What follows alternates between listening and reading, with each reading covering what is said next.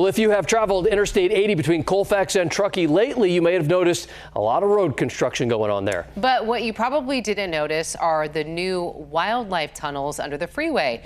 Fox 40's Dennis Shanahan tonight shows us the progress crews are making on those tunnels and how they're designed to work. Near the center of your screen is a deer appearing to peacefully forage in the forest.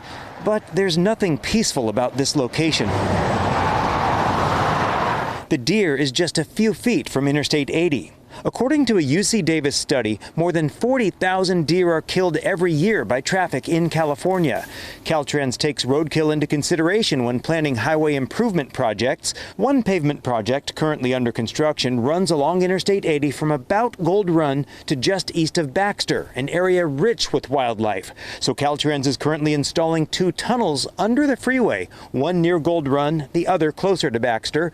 When these are opened, they're expected to be utilized by wild animals including deer, bears, coyotes, possibly even wolves. It's very much a tried and true method of trying to keep not only the traveling public safe, but wildlife safe at the same time. Caltrans spokesman Jeremy Linder says the agency worked with scientists studying migratory paths and identifying the areas where animals are most often hit by vehicles. Due to the collision data that we were looking at safety-wise, we knew there was that potential conflict point, and we were wanting to eliminate that. So by adding these wildlife crossings, we're now giving those animals a safe avenue to get from one point to the other.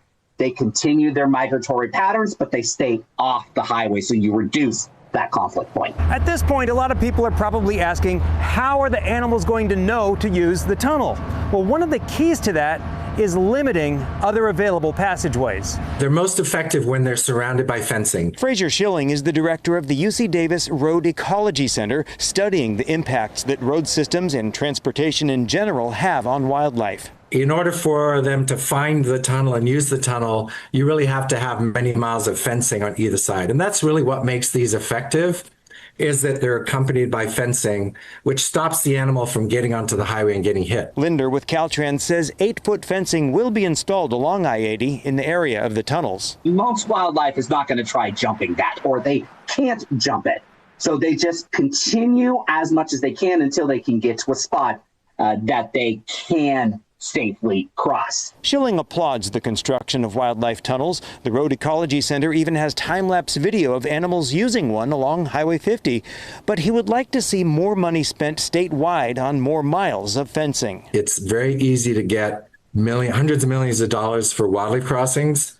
Very difficult to get any money for fencing. In the meantime, he urges drivers to slow down and watch for wildlife for their safety and yours. In Placer County, Dennis Shanahan, Fox 40 News.